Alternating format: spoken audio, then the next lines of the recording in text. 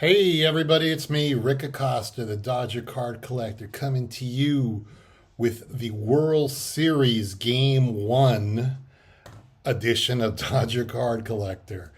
I thought I would come on and talk to you a little about the game, show some of my favorite cards. In this case, they're going to be World Series cards.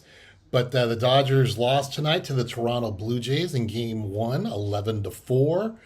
The big inning was the Blue Jays scoring 9 runs in the 6th inning, chasing Blake Snell, and the Dodger bullpen giving up a lot of runs there. Dodgers took a 2-0 lead, but they weren't really hitting the ball and leaving runners in scoring position.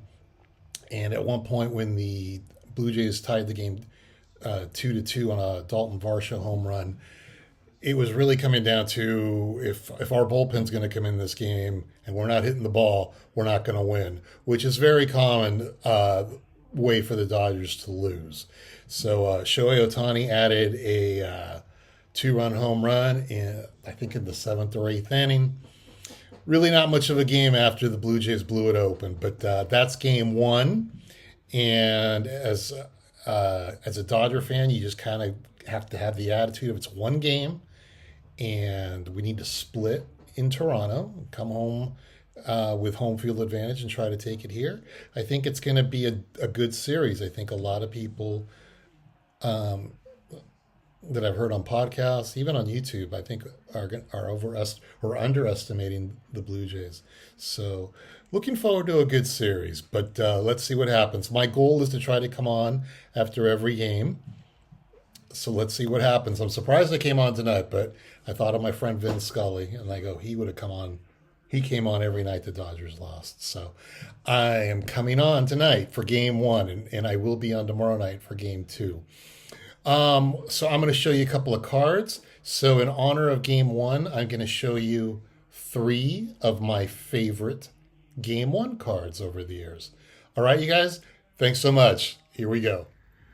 So in honor of Game 1, I am going to show you 3 of my favorite cards, 3 of my favorite Game 1 cards.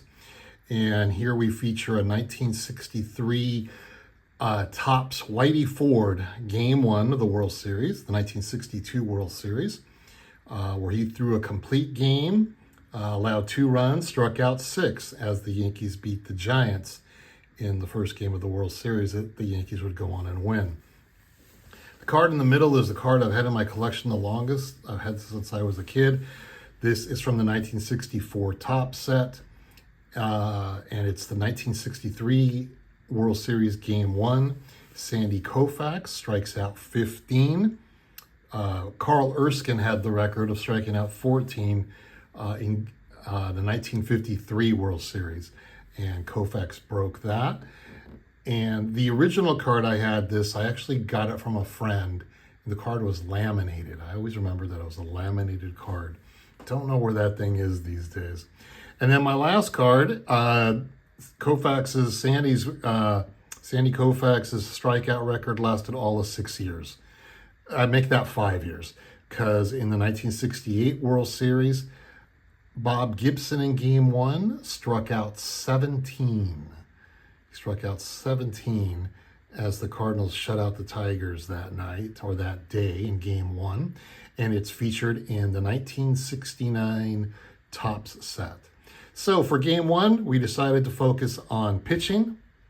Stick around for Game 2 and see how it goes. We'll talk to you soon, you guys. Take care.